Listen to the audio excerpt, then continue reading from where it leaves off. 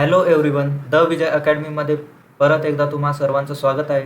तर आपण WT म्हणजेच वेब टेक्नॉलॉजी हा सब्जेक्ट कव्हर करत आहोत. तर युनिट 3 जो आहे एंड सेम एक्झामसाठी आपला युनिट 3, त्याचे मी जावा, सर्वलेट आणि XML लँग्वेजचे जे टॉपिक होते युनिट नंबर 3, त्याचे आपण सगळं टॉपिक सगळा सिलेबस कव्हर केलेला आहे. पार्ट 1 आणि पार्ट 2 असे 2 व्हिडिओ आपण अपलोड केलेले आहेत आपल्या चॅनलवरती. तर सगळ्यात आधी तुम्ही ते कव्हर करू शकता. त्याच्यानंतर हा व्हिडिओ जो आहे युनिट नंबर 4, या व्हिडिओमध्ये आपण युनिट नंबर 4 वेब टेक्नॉलॉजीचा कव्हर करणार आहोत आणि थर्ड इयर कॉम्प्युटर इंजिनिअरिंग 2019 पॅटर्नचे आपण पूर्ण वन शॉट लेक्चर बघत आहोत. तर आजच्या व्हिडिओमध्ये आपण युनिट नंबर 4 जो आहे तुमचा JSP अँड वेब सर्व्हिसेस याच्याबद्दल बघणार आहोत. तर JSPमध्ये JSP का राहतं, त्याच्या रिलेटेड सगळे जे टॉपिक्स आहेत तुमचे ते कव्हर करणार आहोत. त्यानंतर दुसरं म्हणजेच आपण हा युनिट टोटल 3 पार्टमध्ये डिवाइड केलेला आहे. तर सगळ्यात पहिला पार्ट तुमचा JSPचाच येतो, त्यानंतर दुसरा येतो वेब सर्व्हिसेसचा. त्याच्यामध्ये टोटल 4 का 5 टॉपिक आहेत, ते सगळे आपण कव्हर करणार आहोत. आणि तिसरा टॉपिक म्हणजेच स्ट्रक्ट येतो. तर याच्यामध्ये पण 4 टॉपिक आहेत जे आपण कव्हर करणार आहोत. तर या सिलेबसच्या बाहेर तुम्हाला एंडसेममध्ये काहीही विचारलं जाणार नाही, म्हणून हा व्हिडिओ पूर्ण बघा आणि तुमच्या मित्रांसोबत नक्की शेअर करा जे थर्ड इयरला आहेत. तर आजच्या व्हिडिओमध्ये आपण हे पूर्ण टॉपिक 1 बाय 1 करून कव्हर करणार आहोत आणि एक्झाममध्ये तुम्हाला कसे आन्सर्स लिहायचे आहेत विथ डायग्राम वगैरे एक्झाम्पल सहित ते सगळे मी याच्यामध्ये काढलेले आहेत. तर तुम्ही यांचं रेफरन्स घेऊन तुम्ही अभ्यास करू शकता आणि सोबतच तुम्ही पेन किंवा नोटबुक घेऊन जे जे टॉपिक्स तुम्हाला मी शिकवत आहे ते टॉपिक तुम्ही लिहून तिथे आठवून करू शकता अभ्यास माझ्यासोबत. तर व्हिडिओला सुरुवात करूयात. सगळ्यात पहिला टॉपिक येतो या युनिटचा आपला JSP म्हणजे काय आणि JSP आणि सर्वलेटचं डिफरन्स काय आहे. तर सगळ्यात पहिले JSP म्हणजेच काय की JSPचा फुल फॉर्म येतो आपल्याकडे जावा सर्व्हर पेजेस. आता जावा सर्व्हर पेजेस काय आहे की ही एक टेक्नॉलॉजीच आहे.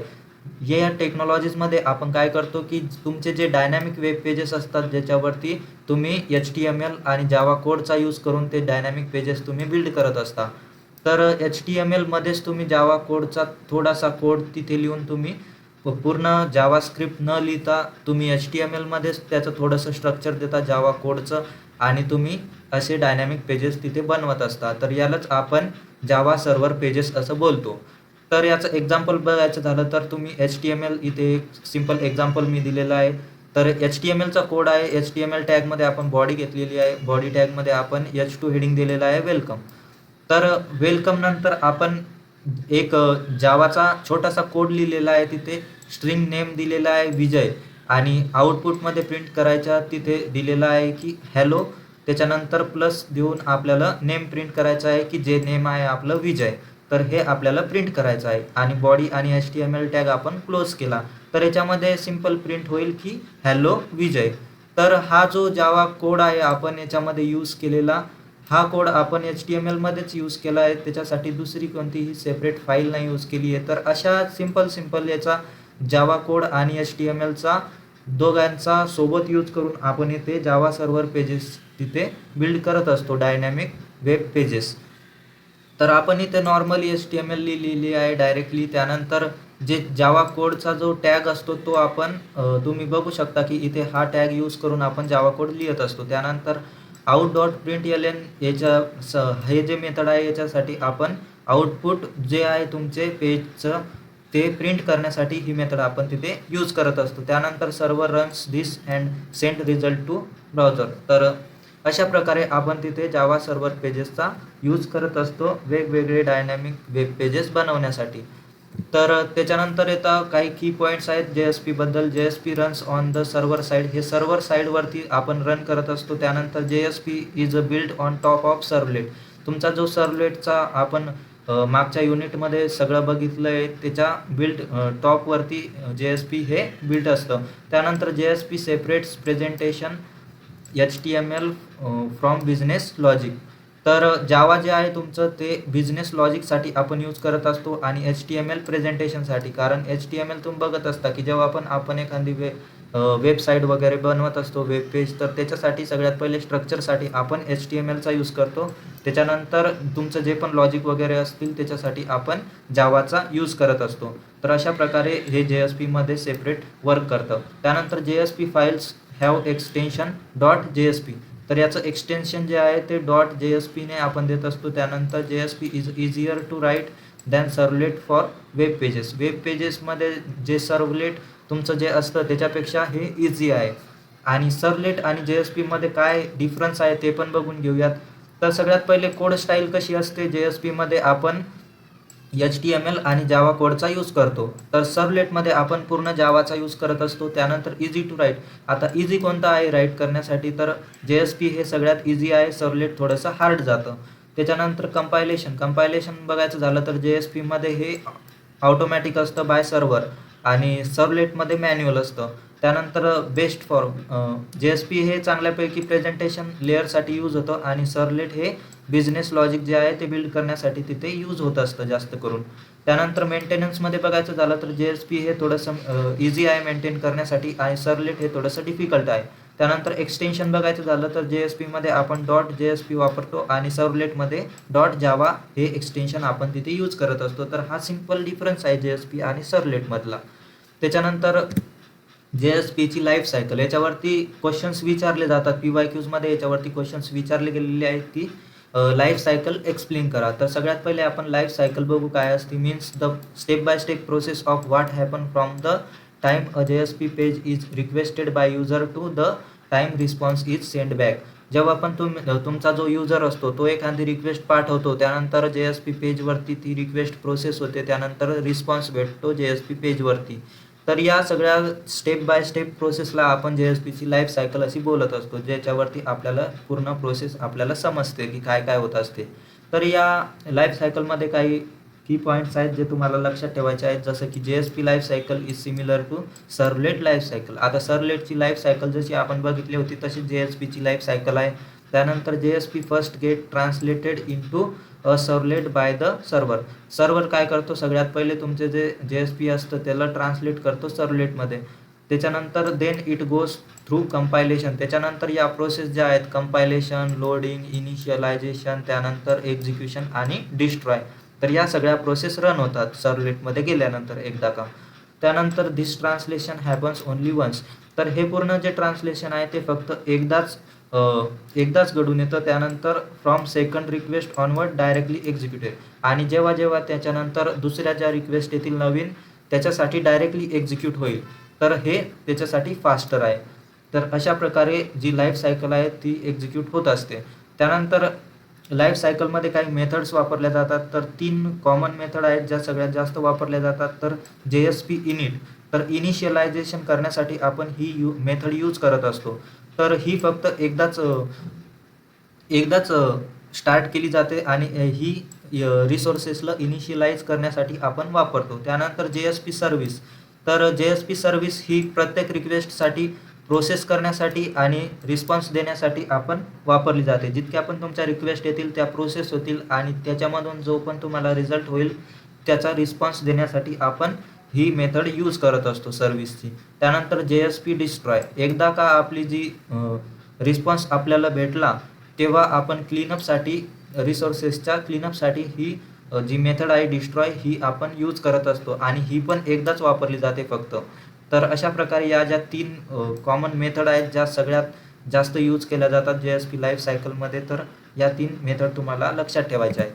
त्यानंतर याची एक डायग्राम आहे जी तुम्हाला डायग्रामसोबत पूर्ण एक्सप्लेनेशन द्यायचं आहे. तर इथे मी तुम्हाला सिम्पल मध्ये ही डायग्राम दिलेली आहे आणि त्याचं एक्सप्लेनेशन पण इथे दिलेलं आहे. तर सगळ्यात पहिला येतो आपला युजर जो रिक्वेस्ट सेंड करणार फर्स्ट टाईम. त्यानंतर पहिली स्टेप येते आपली ट्रान्सलेशन. तर आपण सगळ्यात पहिले ट्रान्सलेशन करत असतो .jsp फाईलचं कशामध्ये, .java सर्व्हलेटमध्ये. तर अशा प्रकारे आपण JSP फाईलला .javaमध्ये कन्वर्ट करतो आणि ट्रान्सलेट करत असतो. त्याच्यानंतर दुसरा फेज येतो कंपायलेशनचा. कंपायलेशनमध्ये जेव्हा आपण .javaमध्ये आपली फाईल जेव्हा कन्वर्ट होते त्याच्यानंतर .java काय करते, कंपाइल्स करते .class फाईलला. तर जी पण .class फाईल असेल त्याला आपण कंपाईल केलं जातं. त्याच्यानंतर लोडिंग. तर तिसऱ्या फेजमध्ये लोडिंगचं येतं. तुमची जी पण क्लास लोडेड इनटू मेमरी, जी पण .class फाईल असेल ती कंपाईल झाल्यानंतर ती मेमरीमध्ये लोड केली जाते. तर हे येतं लोडिंग फेजमध्ये. त्यानंतर इन्स्टॅन्शिएशन. तर याच्यामध्ये काय करतो आपण, इनिशियलायझेशन. तर याच्यामध्ये काय करतो की इनिशियल करतो ऑब्जेक्ट ऑफ सर्वलेट क्रिएटेड. तर इथे सर्वलेटमध्ये मेमरीमध्ये क्लासला लोड केल्यानंतर आपल्याला इथे सर्वलेटमध्ये एक ऑब्जेक्ट क्रिएट करावा लागतो आणि JSP init कॉल्ड वन्स. तर तुमची जी इनिट मेथड आहे इनिशियलाइज करण्याची, ज्याच्या आपण फक्त ही एकदाच यूज करत असतो इथे. तर इथे आपण काय करतो इनिशियलाइज करतो तुमची जी पण रिक्वेस्ट आली आहे तिला. त्याच्यानंतर एक्झिक्युशनमध्ये आपण JSP सर्व्हिस ही मेथड यूज करतो, कॉल करतो आणि ही प्रत्येक रिक्वेस्टसाठी आपण तिथे यूज करत असतो. जितके आपण रिक्वेस्ट तुमच्या युजर सेंड करेल तर ही प्रत्येक टाईम तिथे प्रोसेस करत असते. आणि इथे प्रोसेस होता पूर्ण रिक्वेस्ट आणि इथून रिस्पॉन्स जातो डिस्ट्रक्शनमध्ये. तर डिस्ट्रक्शनमध्ये आपण .jsp डिस्ट्रॉय ही मेथड यूज करतो आणि याच्यामध्ये आपण सर्व्हरला शट डाऊन करतो जेव्हा आपल्या सगळ्या रिक्वेस्ट प्रोसेस झाल्या असतील आणि त्याच्यानंतर युजरला रिस्पॉन्स सेंड होतो. तर अशा प्रकारे पूर्ण लाईफ सायकल ही वर्क करत असते तुमच्या JSPची. तर सगळ्यात पहिले ट्रान्सलेशन होतं, त्यानंतर कंपाईल होतं पूर्ण फाईल्स, त्यानंतर लोड केल्या जातात मेमरीमध्ये, त्यानंतर जी पण रिक्वेस्ट असेल ती इनिशियलाइज केली जाते इथे इनिशियलायझेशनमध्ये. आणि त्याच्यानंतर इनिशियलाइज केल्यानंतर त्याला एक्झिक्यूट केलं जातं, प्रोसेस केलं जातं. त्यानंतर जेव्हा पण तुमच्या रिक्वेस्टचा आउटपुट तिथे भेटेल तेव्हा त्याला डिस्ट्रॉय केलं जातं. त्याच्यानंतर युजरला जो पण रिस्पॉन्स असेल तो सेंड केला जातो. तर अशा प्रकारे लाईफ सायकल वर्क करते. त्याच्यानंतर JSP टॅग्स कोणकोणते आहेत, बेसिक JSP टॅग्स या युनिटमध्ये JSPमध्ये. तर JSP provide special tags to Java code inside HTML page. तर तुमचं जे पण HTML पेज असतं त्याच्यामध्ये जावा कोडमध्ये काही स्पेशल टॅग्स असतात जे JSP प्रोव्हाइड करतं. तर ते कोणकोणते टॅग्स आहेत ते पण बघून घेऊयात आपण. तर टाईप्स ऑफ JSP टॅग्स कोणकोणते आहेत, तर सगळ्यात पहिला आहे तो स्क्रिप्टलेट टॅग. तर हा टॅग आपण तिथे यूज करत असतो जावा कोडचा डिक्लेअर करण्यासाठी आपल्या HTMLमध्ये. तर use to write Java statements inside JSP. तर JSPमध्ये जावा स्टेटमेंट कसे लिहिले जातात तर या टॅगचा यूज करून ते लिहिले जातात. तर एक्झाम्पल बघायचं झालं तर इथे आपण बघू शकतो की हे जे टॅग आहे या टॅगचा यूज करून स्क्रिप्टलेट टॅग या टॅगचा यूज करून आपण इथे प्रिंट करत आहोत की int a is equals to a ची व्हॅल्यू दिली आपण 10 आणि b ची व्हॅल्यू दिली आहे 20 आणि याला प्रिंट केलं आहे आपण सम प्रिंट करायची आहे म्हणून a प्लस b केलं. तर आउटपुटमध्ये आपल्याला 10 प्लस 20 इज इक्वल्स टू 30 इथे रिझल्ट आपल्याला भेटेल. तर स्क्रिप्टलेट टॅग हा आपल्याला यूज केला जातो सगळ्यात पहिले. त्याच्यानंतर दुसरं एक्सप्रेशन टॅग असतो. एक्सप्रेशन टॅगमध्ये same to same scriptlet tag सारखंच आहे, फक्त इथे आपण इज इक्वल्स टूचा यूज करतो, त्यालाच आपण एक्सप्रेशन टॅग असं बोलतो. तर याच्यामध्ये काय करतो use to print display a value directly. तर प्रिंट करण्यासाठी आणि रिझल्ट डिस्प्ले करण्यासाठी आपण इथे हा टॅग यूज करत असतो. त्याच्यामध्ये कोणताही out.println हे फंक्शन किंवा ही मेथड वापरायचं काम नाही आपल्याला. डायरेक्ट हा टॅग दिल्यावरती आपल्याला रिझल्ट भेटणार. एक्झाम्पलमध्ये बघायचं झालं तर इथे आपण टॅग यूज केला आहे एक्सप्रेशन टॅग आणि त्याच्यामध्ये हॅलो वर्ल्ड आणि 5+3 हे आपल्याला प्रिंट करायचं आहे. तर डायरेक्टली प्रिंट होणार ते, तिथे आपल्याला ही मेथड तिथे सेपरेटली ती मेथड आपल्याला डिक्लेअर करायची गरज नाही. त्यानंतर येतो तिसरा टॅग म्हणजे डिक्लेरेशन टॅग. डिक्लेरेशन टॅगमध्ये आपण इथे एक्सक्लामेटरीचा यूज करत असतो. तर सगळ्यात पहिले एक्सक्लामेटरीमध्ये इथे डिक्लेअर करण्यासाठी आपण त्याला यूज करतो declare variables or methods that belongs to the whole JSP class. तर मेथड आणि व्हेरिएबल डिक्लेअर करण्यासाठी आपण याचा यूज करत असतो. तर एक्झाम्पलमध्ये बघायचं झालं तर इथे आपण डिक्लेअर केलं आहे, त्यानंतर इंट काउंट 0 दिला आहे, त्यानंतर पब्लिक इंट स्क्वेअर आणि इंट n. तर nचा आपल्याला स्क्वेअर द्यायचा आहे आणि nची व्हॅल्यू आपण इथे घेतलेली आहे 5. तर 5चा स्क्वेअर त्यानंतर आउटपुटमध्ये आपल्याला दिसेल 25. तर अशा प्रकारे हे जे 3 टॅग आहेत इथे आपण यूज करतो. त्यानंतर कमेंट टॅग पण असतो. कमेंट टॅगमध्ये आपण सिम्पल यूज करतो कमेंट देण्यासाठी to write comments in JSP these are not send to browser. तर आपल्याला हे दिसत नसतं आपल्या ब्राउझरवरती आउटपुटमध्ये, हे फक्त आपण अंडरस्टँड करण्यासाठी तिथे देत असतो. तर अशा प्रकारे त्याचं एक्झाम्पल तुम्ही तिथे देऊ शकता की this is a JSP comment not visible in browser. तर अशा प्रकारे तिथे तुम्ही कमेंट्स देऊ शकता JSPमध्ये. त्यानंतर 5वा टॅग येतो तुमचा डायरेक्टिव्ह टॅग. तर डायरेक्टिव्ह टॅगमध्ये तुम्ही @ यूज करत असता. हा कशासाठी यूज केला जातो तर use to give instruction to the server. सर्व्हरला काही इन्स्ट्रक्शन देण्यासाठी तुम्ही हा टॅग यूज करत असता जावा JSP पेजेसमध्ये. तर याचे 3 टाईप आहे डायरेक्टिव्हचे. सगळ्यात पहिला पेज, इन्क्लूड आणि टॅग लिब. तर याचा सिंटॅक्स बघायचा झाला तर इथे तुम्ही बघू शकता की इथे पेज, इन्क्लूड आणि टॅग लिब असे सिंटॅक्स आहेत. त्यानंतर पर्पज काय आहे तर पेजचं काय आहे की सेट पेज प्रॉपर्टीज. तर पेजच्या प्रॉपर्टीज सेट करण्यासाठी आपण पेज या डायरेक्टिव्हचा यूज करतो. त्यानंतर इन्क्लूड अनादर फाईल्स. तर इन्क्लूडमध्ये आपण इन्क्लूड अनादर फाईल्स म्हणजेच दुसऱ्या फाईल्स इन्क्लूड करण्यासाठी आपण इन्क्लूड डायरेक्टिव्हचा यूज करतो. आणि तिसरा म्हणजे टॅग लिब, म्हणजे इथे आपण यूज कस्टम टॅग लायब्ररीज. तर कस्टम टॅग लायब्ररीज यूज करण्यासाठी आपण टॅग लिबचा यूज करत असतो. आणि याचे एक्झाम्पल बघायचं झालं तर इथे एक एक्झाम्पल मी दिलेलं आहे की याचा यूज करून आपण इथे पेज लँग्वेज जावा आणि कंटेंट टाईप इथे टेक्स्ट किंवा HTML इथे देतो. त्यानंतर पेज इम्पोर्ट करण्यासाठी आपण java.util याचा यूज करतो. त्यानंतर इन्क्लूड फाईल, एखादी फाईल जर इन्क्लूड करायची असेल आपल्याला तर इथे आपण इन्क्लूडचा जे डायरेक्टिव्ह आहे ते यूज करतो. तिथे आपण header.jsp हे इन्क्लूड करतोय. तर अशा प्रकारे जे 5 टॅग आहेत तुमचे ते आपण इथे बघितले. आणि या 5ही टॅगचं एक एक्झाम्पल, पूर्ण फुल एक्झाम्पल इथे मी घेतलेलं आहे. तर याच्यामध्ये तुम्हाला सगळे टॅग्स दिसतील की सगळ्यात पहिले आपण इथे हा जो डायरेक्टिव्ह टॅग आहे तो इथे यूज केला आहे. त्याच्यामध्ये आपण पेज लँग्वेज दिलेली आहे जावा. त्यानंतर कंटेंट टाईप आपल्याला टेक्स्ट आणि HTML. त्यानंतर HTMLचा इथे टॅग घेतलेला आहे आपण. तर सगळ्यात पहिली लाईन जी आहे ती डिक्लेरेशनची लाईन आहे, तिथे आपण डिक्लेअर करतो. त्यानंतर HTMLच्या बॉडीमध्ये आपण इथे एक कमेंट दिलेली आहे, दिस इज अ JSP कमेंट. तर कमेंट टॅगचा इथे यूज केलेला आहे. त्यानंतर इथे एक्सक्लामेटरी म्हणजेच कोणता आपला एक्सक्लामेटरी म्हणजेच डिक्लेरेशन टॅग. तर डिक्लेरेशन टॅगमध्ये आपण काय केलेलं आहे, स्ट्रिंग ग्रीट, जिथे स्ट्रिंग घेतलेली आहे आपण आणि त्याच्यामध्ये रिटर्न केलं आहे हॅलो आणि नेम. तर नेम तुम्हाला इथे नेक्स्ट टॅगमध्ये आपण जावा कोडच्या टॅगमध्ये इथे नेम दिलेला आहे विजय. तर स्ट्रिंगचं नेम इथे दिलेलं आहे विजय. त्यानंतर H2 टॅग घेतला आहे, त्याच्यामध्ये आपण इथे यूज केलेला आहे ग्रीट करण्यासाठी आणि बॉडी आणि HTML क्लोज केलं. तर फाईल क्लोज केल्यानंतर इथे आपल्याला प्रिंट होऊन दिसणार की हॅलो विजय. तर हॅलो विजय. तर अशा प्रकारे आपण हे यूज करत असतो. तर पूर्ण टॅग बघितले आपण. त्याच्यानंतरचा टॉपिक येतो आपला JSP इम्प्लिसिट ऑब्जेक्ट कोणकोणते आहेत.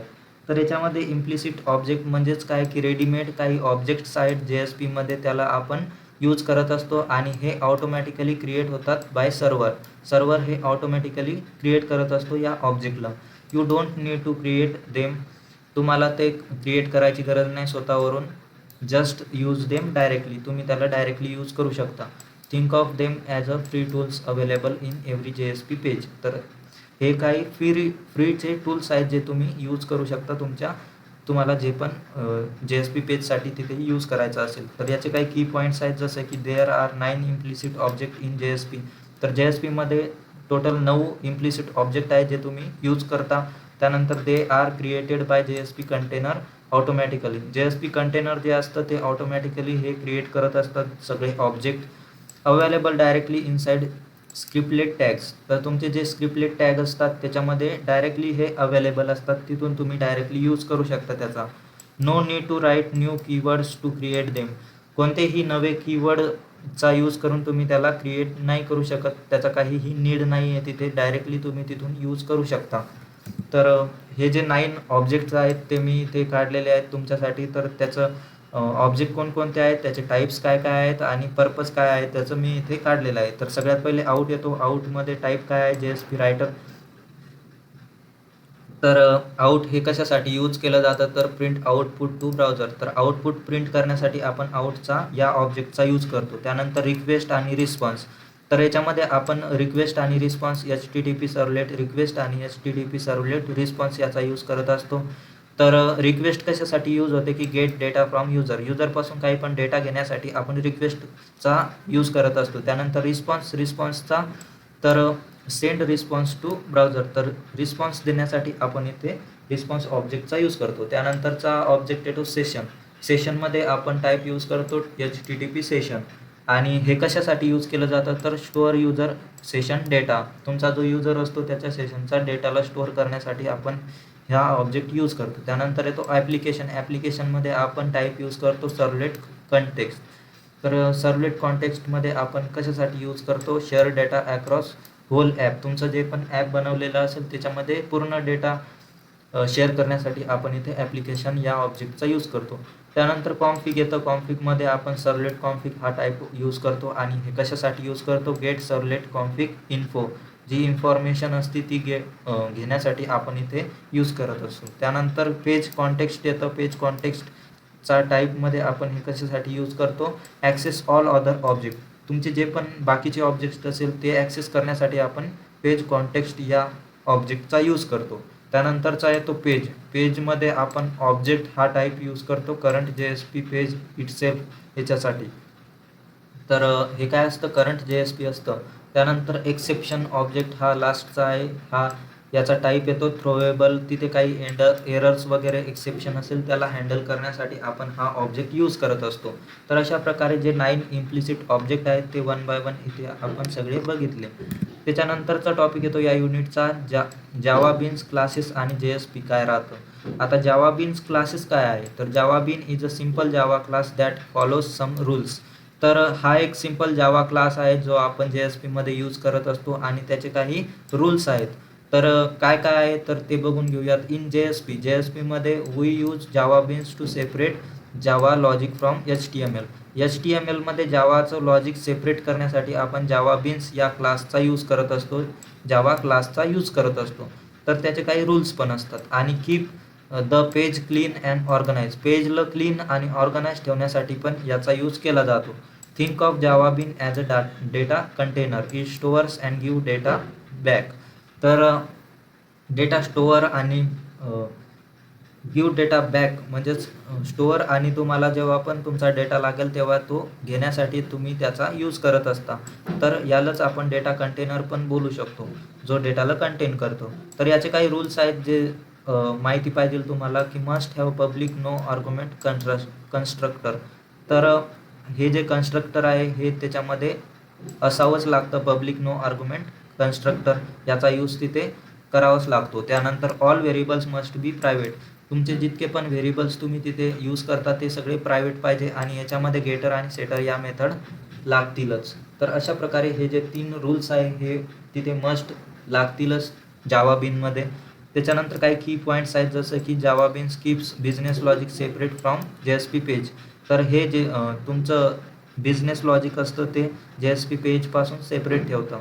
त्यानंतर JSP uses special tags, JSP काय करतं, स्पेशल टॅग्स यूज करतं to work with Java beans सोबत वर्क करण्यासाठी. मेक्स कोड रियुजेबल आणि क्लीन, रियुजेबल आणि क्लीन ठेवण्यासाठी कोडला हे मदत करतं. त्यानंतर bean properties are access using getter and setter method, तर गेटर आणि सेटर मेथडचा यूज करून तुम्ही तिथे बीन्सच्या प्रॉपर्टीला ॲक्सेस करू शकता. तर अशा प्रकारे जावा बीन्सचा तिथे यूज केला जातो. हा एक छोटासा क्लास आहे, तिथे आपण त्याला यूज करतो तुमचं जे पण HTML आणि जावाचं लॉजिक आहे त्यांना सेपरेट ठेवण्यासाठी. तर याच्यामध्ये टोटल 3 रूल तुम्हाला फॉलो करावे लागतात. अशा प्रकारे जावा बीन्सचा तिथे तुम्ही यूज करता. त्याच्यानंतर 3 JSP tags for Java beans, Java बीन्ससाठी काही 3 टॅग आहेत जे तुम्ही यूज करत असता. कोणकोणते आहेत, JSP यूज बीन, तर हे क्रिएट करण्यासाठी तुम्ही वापरता आणि जावा बीनचा जो ऑब्जेक्ट आहे तो फाइंड करण्यासाठी पण तुम्ही इथे यूज बीन हा टॅग वापरत असता. त्यानंतर सेट प्रॉपर्टी आणि गेट प्रॉपर्टी. सेट प्रॉपर्टी काय करते, सेट व्हॅल्यू इंटू बीन, तुमचं जे पण बीन असेल त्याच्यामध्ये व्हॅल्यू सेट करण्यासाठी ही प्रॉपर्टी यूज करता तुम्ही. त्यानंतर गेट प्रॉपर्टी म्हणजेच तुम्हाला काहीतरी पाहिजे तर मग गेट व्हॅल्यू फ्रॉम बीन, तुम्हाला जी पण बीनपासून एखादी व्हॅल्यू पाहिजे असेल तर त्याच्यासाठी तुम्ही हा टॅग यूज करता. तर हे मेन 3 टॅग आहेत जे तुम्ही जावा बीन्समध्ये यूज करत असता. त्याच्यानंतर एक एक्झाम्पल आहे जे तुम्हाला तिथे द्यावं लागतं. जर तुम्हाला क्वेश्चनमध्ये विचारलं की जावा बीन्सचा कन्सेप्ट एक्सप्लेन करा तर तुम्हाला हे एक्झाम्पल तिथे द्यावं लागेल. तर सगळ्यात पहिले आपण जावा बीन क्लास student.java हा एक क्लास क्रिएट केला आहे. त्याच्यामध्ये आपण पब्लिक हे व्हेरिएबल वापरून तिथे स्टुडंटचा क्लास क्रिएट करून त्यामध्ये प्रायव्हेट स्ट्रिंग नेम दिलेला आहे. हे एक प्रायव्हेट व्हेरिएबल आहे, प्रायव्हेट व्हेरिएबल दिलेला आहे. त्यानंतर पब्लिक व्हेरिएबलमध्ये स्टुडंट नो ऑर हा जो कन्स्ट्रक्टर आहे हा कन्स्ट्रक्टर नो आर्ग्युमेंट कन्स्ट्रक्टर हा आपल्याला यूज करावाच लागतो. तर इथे आपण तो दिलेला आहे. त्यानंतर सेटर म्हणजेच व्हॅल्यू सेट करण्यासाठी इथे आपण पब्लिक वाईड सेट नेम इथे दिलेला आहे आणि इथे स्ट्रिंगचं नेम येईल. तर दिस डॉट नेम येईल आपल्याला नेम. तर गेटरमध्ये आपण इथे आउटपुट प्रिंट करण्यासाठी गेट व्हॅल्यू करण्यासाठी आपण इथे public string dot gate name हे इथे वापरलं आहे आणि रिटर्न नेम इथे रिटर्न करण्यासाठी नेम आपण इथे वापरला आहे. तर आपल्याला हे जे आहे पूर्ण ही फाईल आपण एक जावाचा बिन कोड इथे यूज केलेला आहे. त्यानंतर इकडे आपण काय केलेलं आहे, JSPचं एक स्ट्रक्चर दिलेलं आहे. त्याच्यामध्ये आपण हे पूर्ण जावा बिनचा क्लास जो आहे तो इथे प्रॉपर्टी सहित दिलेला आहे. तर सगळ्यात पहिले आपण इथे स्टुडंट क्लास कोणता आहे तर स्टुडंट सांगितले आहे आणि स्कोपमध्ये सेशन दिलेला आहे. त्यानंतर सेट केलेली आहे प्रॉपर्टी, त्याच्यामध्ये आपण नेम यस दिलेला आहे, प्रॉपर्टीमध्ये नेम दिलेला आहे आणि व्हॅल्यू त्याची सेट केलेली आहे तिथे विजय. तर व्हॅल्यू सेट केली आहे विजय आपण आणि विजय हे काय आहे नेम आहे.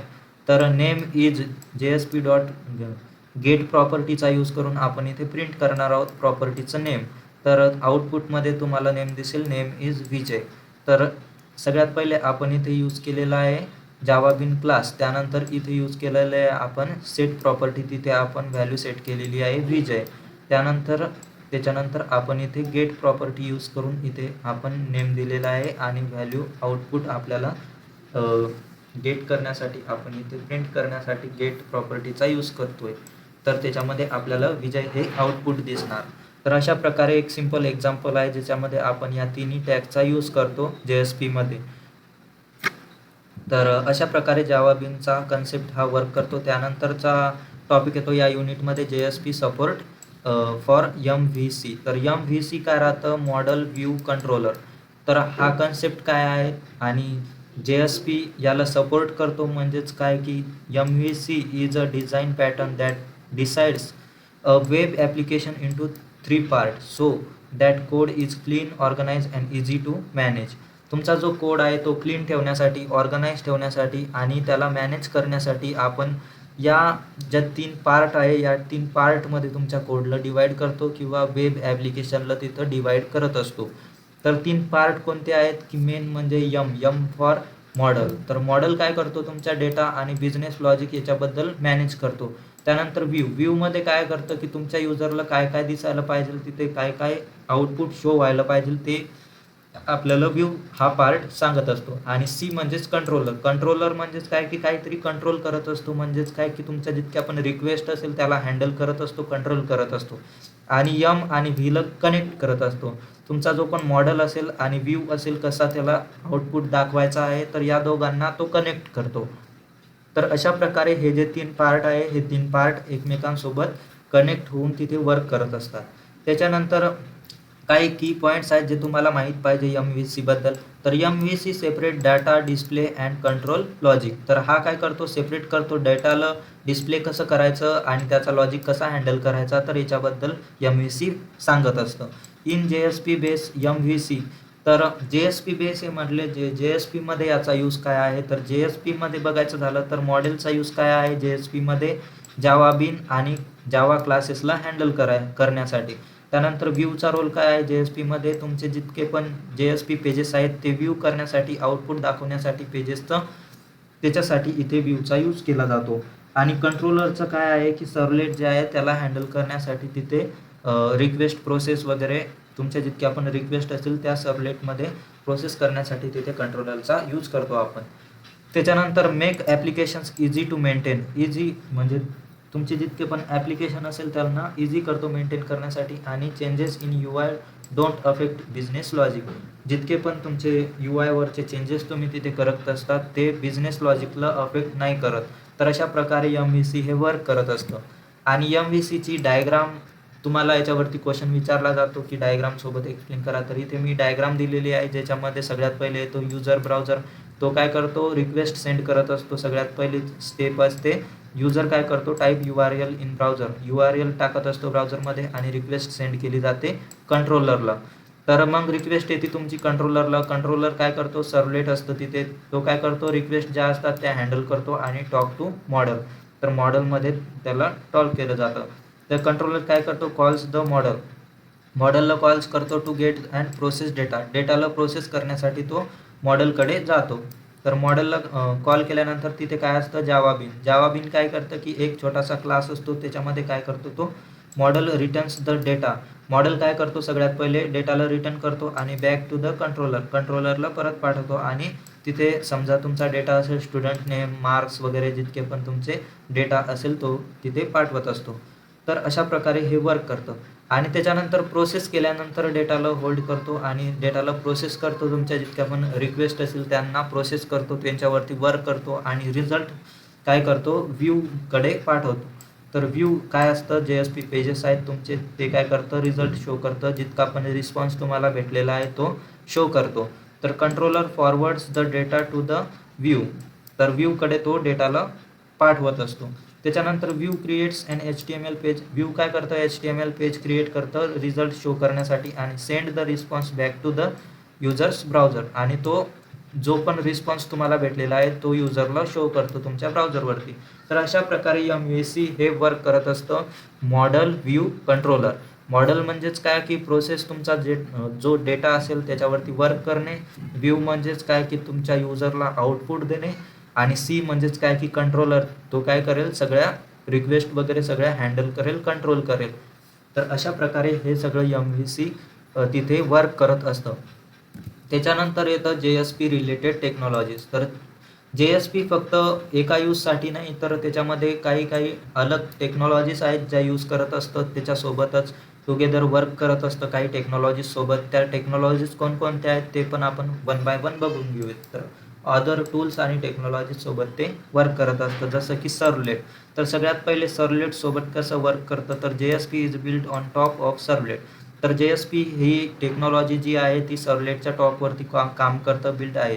त्याच्यानंतर servlet pages internally get converted to तुमचे जितके पण JSP पेजेस आहेत ते सगळ्यात आधी आपण बघितले की लाईफ सायकलमध्ये ट्रान्सलेट होतात सर्वलेटमध्ये. तर JSP हे सर्वलेटमध्ये ट्रान्सलेट होत असतं. त्यानंतर servlet handles business logic. Servlet काय करतं, त्याच्यानंतर ट्रान्सलेट झाल्यानंतर बिझनेस लॉजिकला हँडल करतं आणि JSP हँडल्स डिस्प्ले. JSP काय करतं, डिस्प्लेला हँडल करतं. They work together in MVC pattern. MVC पॅटर्नमध्ये ते टुगेदर वर्क करत असतात. तर अशा प्रकारे पहिली टेक्नॉलॉजी झाली सर्वलेट. दुसरी टेक्नॉलॉजी म्हणजे जावा बीन्स. आता जावा बीन्समध्ये आपण बघितलं की हे काय आहे, एक रियुजेबल जावा कंपोनेंट्स आहे यूज विथ JSP. तर JSP सोबत हे यूज केले जातात. त्याच्यामध्ये छोटासा कोड असतो, तो कोडचा यूज करून आपण तिथे हे जे 3 प्रॉपर्टीज आहे, यूज बिन, सेट प्रॉपर्टी आणि गेट प्रॉपर्टी, या टॅगचा यूज करून आपण तिथे तो कोड लिहित असतो. आणि स्टोअर केली जाते, तुमच्या डेटाला मॅनेज केलं जातं याच्यासोबत बिटवीन JSP पेजेसमध्ये. तर अशा प्रकारे जावा बीन्सचा पण इथे JSPमध्ये यूज केला जातो. त्यानंतर येतं JSTL. आता JSTL काय आहे, JSP स्टँडर्ड टॅग लायब्ररी. तर याच्यामध्ये काही रेडीमेड टॅग्स राहतात JSPसाठी जे तुम्ही यूज करू शकता. Replaces Java code inside JSP with simple tags. तुमच्या जावा कोडमध्ये काही टॅग्स आहेत जे रिप्लेस करून तुम्ही सिम्पल टॅगमध्ये तिथे तुम्ही यूज करू शकता. Make JSP pages cleaner and easy to read. तर तुमचे जे JSP पेजेस असतात ते क्लीन ठेवण्यासाठी आणि इझी ठेवण्यासाठी ते यूज केले जातात. हे JSTL Java JSP standard tag library. त्याच्यानंतरचा आहे तो EL म्हणजेच काय, एक्सप्रेशन लँग्वेज. एक्सप्रेशन लँग्वेज कशासाठी यूज होते, तर simple way to displays data in JSPमध्ये डेटाला डिस्प्ले करण्यासाठी एका सिम्पल वेमध्ये याचा यूज केला जातो एक्सप्रेशन लँग्वेजचा. आणि हे या सिंटॅक्स सोबत लिहिलं जातं. त्यानंतर क्लीन आणि सिम्पल दॅन स्क्रिप्टलेट. तुमचे जे स्क्रिप्टलेट तुम्ही यूज करत असता जावा कोडमध्ये, त्याच्यामध्ये त्याचा यूज न करता तुम्ही एक्सप्रेशन लँग्वेजचा यूज करून त्याला क्लीन आणि सिम्पल ठेवू शकता. त्याच्यानंतर येतो फिल्टर्स. फिल्टर्स काय करता, code that runs before or after a servlet JSP. Servlet किंवा JSPच्या आधी किंवा नंतर असे काही फिल्टर्स असतात जे लावून तुम्ही डेटाला तिथं किंवा तुमच्या रिक्वेस्टला हँडल करत असता. तर हे कशासाठी यूज केले जातात, ऑथेंटिकेशनसाठी, लॉग इन करण्यासाठी आणि कंप्रेशन करण्यासाठी डेटाला. तर अशा प्रकारे तुम्ही याचा यूज करत असता. Like a security guard before entering JSPमध्ये जाण्याच्या आधी किंवा नंतर याचा सिक्युरिटी गार्ड सारखा यूज केला जातो मेंटेन करण्यासाठी सगळ्यांना. तर अशा प्रकारे 5 ज्या टेक्नॉलॉजीज आहेत JSP रिलेटेड त्या पण आपण बघितल्या आहे. आणि त्याच्यानंतरचा दुसरा पार्ट चालू होता आपल्या या युनिटचा, वेब सर्व्हिस कन्सेप्ट आणि त्याचे बेनिफिट्स. तर हा जो दुसरा पार्ट आहे याच्यामध्ये आपण वेब सर्व्हिसेसबद्दल बघणार आहोत JSPमध्ये. त्याच्यानंतर याला सुरुवात करूयात. A web service is a way for two different applications to communicate with each other over the internet. तुमचं जे पण इंटरनेट असतं त्याच्यामध्ये खूप सारे ॲप्लिकेशन्स असतात आणि दोन ॲप्लिकेशन्सला कम्युनिकेट करण्यासाठी एक दुसऱ्यासोबत आपण तिथे वेब सर्व्हिसचा यूज करत असतो.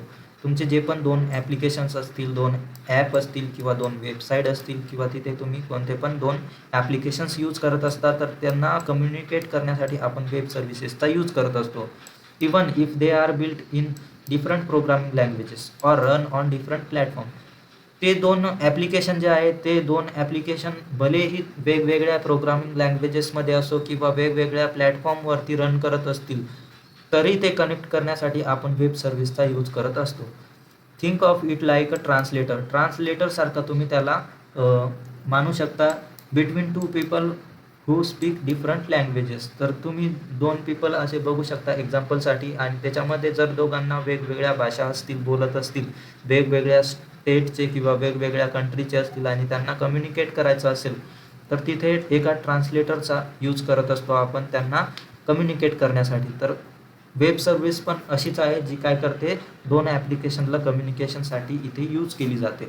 याच्यामध्ये काही की पॉईंट्स आहेत जे तुम्हाला माहिती पाहिजे. सगळ्यात पहिला आहे तो web services. Web services use HTTP to communicate. आता कम्युनिकेट करण्यासाठी हा HTTP या प्रोटोकॉलचा यूज करतो. त्यानंतर data is exchange in XML or JSON format.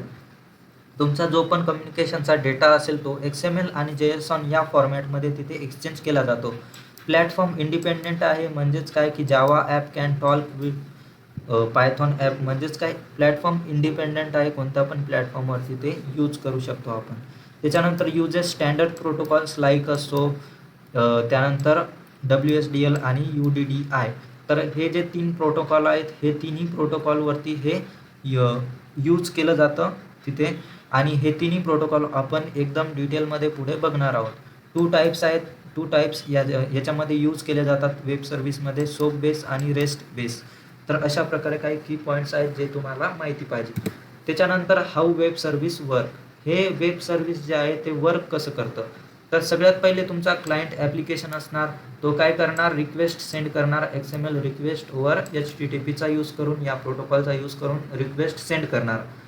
तर XML फॉर्मॅटमध्ये आपण ती रिक्वेस्ट सेंड करतो. त्यानंतर वेब सर्व्हिसकडे ती जाते, म्हणजेच त्याला आपण सर्व्हर पण बोलू शकतो. ते सर्व्हर काय करतं, तुमच्या रिक्वेस्टला प्रोसेस करतं. त्यानंतर सेंड XML रिस्पॉन्स बॅक. तर XMLमध्ये पाठवली आहे म्हणून XMLमध्येच आपल्याला रिस्पॉन्स बॅक भेटणार आणि क्लायंटचं ॲप्लिकेशन जे असेल तिथे तुम्हाला रिस्पॉन्स दिसणार. तर अशा प्रकारे जे तुमची वेब सर्व्हिस आहे, वेब सर्व्हर आहे, ते तिथे यूज करतो आपण. Imagine a weather web app service. समजा एखादी वेदरची वेब सर्व्हिस आहे, त्याच्यावरती तुम्ही बघू शकता की वेगवेगळे प्लॅटफॉर्म असू शकतात तिथे, जसं की मोबाईल ॲप किंवा वेबसाईट किंवा डेस्कटॉप ॲप असेल तुमची. त्याच्यामध्ये तुम्ही मोबाईल ॲपवरती समजा जावा लँग्वेजचा यूज करून आहे, त्यानंतर वेबसाईटवरती PHP आणि डेस्कटॉपवरती .NET. असे 3 वेगवेगळे प्लॅटफॉर्म आहेत, ते वेब सर्व्हिसचा तुमच्या यूज करत असतात. तर हे तिघं पण एकच वेब सर्व्हिस यूज करत असतात. त्याच्यानंतर तुम्हाला जो डेटा असेल तो डेटा पण सेम दाखवतात. म्हणजेच काय की वेब सर्व्हिस जी आहे ती वेगवेगळ्या ॲप्लिकेशनवरती पण यूज होते सेम कामासाठी. तर all these 3 different apps use the same web service. This is reusability. त्यालाच आपण रियुजेबिलिटी असं बोलत असतो. तर अशा प्रकारे तुम्ही त्याचं एक्झाम्पल पण तिथे देऊ शकता की वेगवेगळ्या प्लॅटफॉर्मवरती पण सेम टेक्नॉलॉजीज यूज करतो आपण, सेम वेब सर्व्हिस तिथे यूज करत असतो. तर त्याच्यासाठी वेब सर्व्हिसचा तिथे आपण यूज करतो. त्याच्यानंतर बेनिफिट्स आहेत काही याचे वेब सर्व्हिसेसचे, ते पण बघून घेऊयात. तर सगळ्यात पहिला आहे तो प्लॅटफॉर्म इंडिपेंडेंट. कोणत्या पण प्लॅटफॉर्मवरती कम्युनिकेट करण्यासाठी हे वर्क करतं, जसं की जावा झालं, पायथॉन झालं, .NET झालं. तर अशा वेगवेगळ्या प्लॅटफॉर्मवरती ते वर्क करत असतं. त्यानंतर लँग्वेज इंडिपेंडेंट आहे, म्हणजेच कोणत्या पण लँग्वेजमध्ये आपण तिथे यूज करत असतो. त्याला रियुजेबिलिटी म्हणजेच काय की one service use by many applications. म्हणजेच एक सर्व्हिस जी असेल ती प्रत्येक दुसऱ्या ॲप्लिकेशन्समध्ये आपण यूज करतो, त्यालाच आपण रियुजेबिलिटी असं बोलतो. इंटरऑपरेबिलिटी म्हणजेच काय की डिफरंट सिस्टीम वर्क टुगेदर. वेगवेगळ्या सिस्टीम ज्या असतील त्या टुगेदर वर्क करतात, सोबत वर्क करतात, त्यालाच आपण इंटरोपेरेबिलिटी बोलतो. त्यानंतर लूजली कपल म्हणजेच काय की changes in one app doesn't break another features. तुम्ही तिथे बघू शकता की तुम्ही जर एका ह्याच्यात जर चेंज केले तर ते दुसऱ्या फीचर्सला तिथे ब्रेक नाही करणार.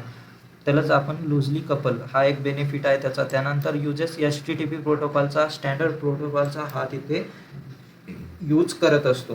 तर अशा प्रकारे काही फीचर्स आहेत त्याचे जे तुम्हाला विचारले तर एक्सप्लेन करता आले पाहिजे. त्याच्यानंतर काही की कंपोनेंट्स आहेत वेब सर्व्हिसचे जे तुम्हाला माहिती पाहिजे. तर हे की कंपोनेंट्स तेच आहेत 3 प्रोटोकॉल जे तुम्ही यूज करत असता. सगळ्यात पहिला SOAP protocol for sending message between ॲप्लिकेशनच्या मध्ये मॅसेज सेंड करण्यासाठी आपण SOAP या प्रोटोकॉलचा यूज करतो. मॅसेजेस आर इन XML फॉर्मॅटमध्ये असतात जे पण मॅसेजेस तुम्ही तिथे सेंड करत असता. त्याचा फुल फॉर्म काय आहे? Simple object access protocol. म्हणजेच ॲक्सेस करण्यासाठी किंवा मॅसेज सेंड करण्यासाठी आपण याला सिम्पली वापरतो. त्यानंतर WSDL म्हणजेच काय की वेब सर्व्हिस डिस्क्रिप्शन लँग्वेज इथे आपण यूज करतो डिस्क्राईब करण्यासाठी काय what the web service does. तुमची वेब सर्व्हिस काय काय करते तिथं त्याच्यासाठी याला यूज केले जाते. जसं की मेन्यू कार्ड तुम्ही बघता एखाद्या सर्व्हिससाठी तर तिथे कोणकोणत्या सर्व्हिसेस आहेत त्या काय काय करणार आहेत त्याच्याबद्दल सगळी इन्फॉर्मेशन हा जो प्रोटोकॉल आहे हा ठेवत असतो. त्याच्यानंतरचा येतो UDDI. तर हा काय आहे की universal description discovery integration protocol. तर a directory where web services are register. हा काय करतो तुमच्या जितक्या पण वेब सर्व्हिसेस असतील त्यांची रजिस्टर करून ठेवतो की काय काय तुम्ही तिथे यूज केलेलं आहे कोणकोणत्या सर्व्हिसेस यूज केलेल्या आहेत सगळ्यांचं रेकॉर्ड हा ठेवतो एखाद्या डिक्शनरीसारखं. Use to find and discover web services. मग त्याच्यामध्ये तुम्ही कोणकोणत्या सर्व्हिसेस यूज केलेल्या आहे एखादी जर तुम्हाला तिथे फाइंड करायची असेल तर तिथे तुम्ही फाइंड करू शकता आणि डिस्कवर करू शकता एखाद्या वेब सर्व्हिसला. तर अशा प्रकारे हे जे 3 प्रोटोकॉल आहे हे 3 कंपोनेंट तिथे वेब सर्व्हिसमध्ये तुम्ही यूज करत असता. त्याच्यानंतर येतं writing a Java web service and client. आता राईट कसं करता तुम्ही एखाद्या वेब सर्व्हिसला आणि क्लायंटचा रोल काय आहे त्याच्यामध्ये तर त्याच्याबद्दल इथे बघूयात. इन जावामध्ये we can create a web service using simple annotation. तर सिम्पल ॲनोटेशनचा इथे आपण यूज करून वेब सर्व्हिसचा इथे क्रिएट करत असतो आपण. त्याच्यामध्ये तुम्ही बघू शकता web service annotation tells Java this class is a web service. तर कोणतीही वेब सर्व्हिस तुम्हाला जर क्रिएट करायची असेल तिथे तर तुम्ही या ॲनोटेशनचा यूज करता. Web service. A web service client is a program that calls and uses the web service. Web service काय आहे? एक क्लायंट आहे जी प्रोग्राम आहे तो कॉल करतो आणि यूज करतो वेब सर्व्हिसला. तर याचे की ॲनोटेशन्स कोणकोणते आहेत जे यूज केले जातात. सगळ्यात पहिला आहे तो वेब सर्व्हिस. वेब सर्व्हिस काय आहे की mark class as a web service. तुम्ही जो पण क्लास यूज करत असाल किंवा काही पण यूज करत असाल त्याला जर तुम्हाला वेब सर्व्हिस मार्क करायचा असेल तर तिथे तुम्ही या ॲनोटेशनचा यूज करत असता वेब सर्व्हिस.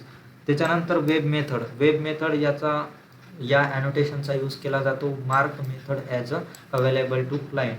तर जितक्या पण मेथड्स तुमच्याकडे अवेलेबल असेल क्लायंटसाठी ती मार्क करण्यासाठी तुम्ही इथे वेब मेथड हे ॲनोटेशन तिथे यूज करता. त्यानंतर येतं वेब पॅराम. तर हे काय आहे की नेम्स द पॅरामीटर इन WSDLमध्ये तुम्ही एखादा पॅरामीटरला नेम द्यायचा असेल तर त्याच्यासाठी हे ॲनोटेशन तिथे यूज केलं जातं. तर असे काही 3 इम्पॉर्टंट जे ॲनिमेशन आहे ते तुम्ही तिथे सगळ्यात जास्त यूज करत असता वेब सर्व्हिससाठी. त्याच्यानंतर WSDL म्हणजेच आपण हे 3 जे प्रोटोकॉल आहे ते तुम्हाला शॉर्ट नोट म्हणून तिथे विचारले जातात एंडसेम एक्झाममध्ये. तर हे तुम्हाला डिटेलमध्ये थोडेसे माहिती पाहिजे याच्याबद्दल आयडिया पाहिजे. तर WSDL stand for web services description language. तर हा प्रोटोकॉल आहे. तर हा प्रोटोकॉल काय करतो? WSDL is an XML base file. ही काय आहे? एक XML बेस फाईल आहे. ती काय करते? डिस्क्राईब करते वेब सर्व्हिसला. त्याच्यामध्ये काय काय सांगते ती की व्हॉट द सर्व्हिस डज. तुमची जी सर्व्हिस आहे ती काय काय करणार आहे त्याच्यामध्ये कोणकोणत्या मेथड्स अवेलेबल आहे याच्याबद्दल सांगते. त्यानंतर हाऊ टू कॉल इट. त्या मेथडला कसं कॉल करायचं त्याच्यामध्ये इनपुट आउटपुट फॉर्मॅट कसा असेल त्याच्याबद्दल पण हा प्रोटोकॉल सांगतो. त्यानंतर व्हेअर टू फाइंड इट.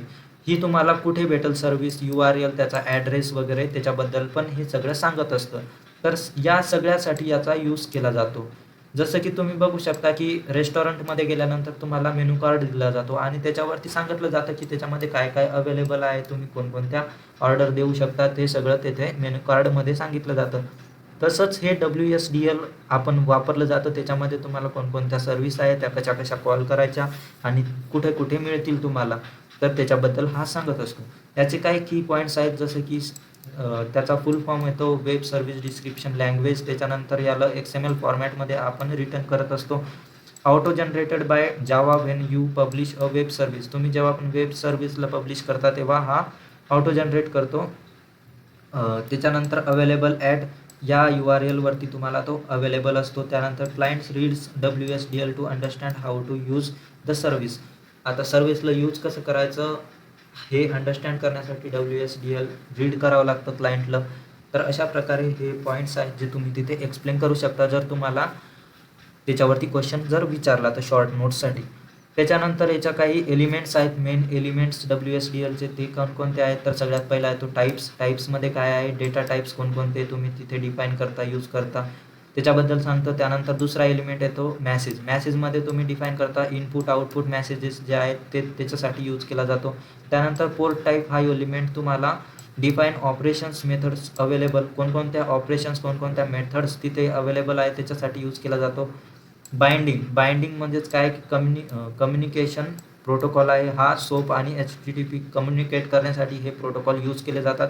तर याच्यामध्ये बाइंडिंग एलिमेंट तुम्ही तिथे कम्युनिकेशन प्रोटोकॉल यूज करण्यासाठी तिथे यूज करता. त्यानंतर सर्व्हिस एलिमेंट हा कशासाठी यूज केला जातो, तर डिफाईन द ॲड्रेस आणि URL ऑफ अ सर्व्हिस. तर ॲड्रेस आणि URL सर्व्हिसचा जो त्याच्यासाठी यूज केला जातो.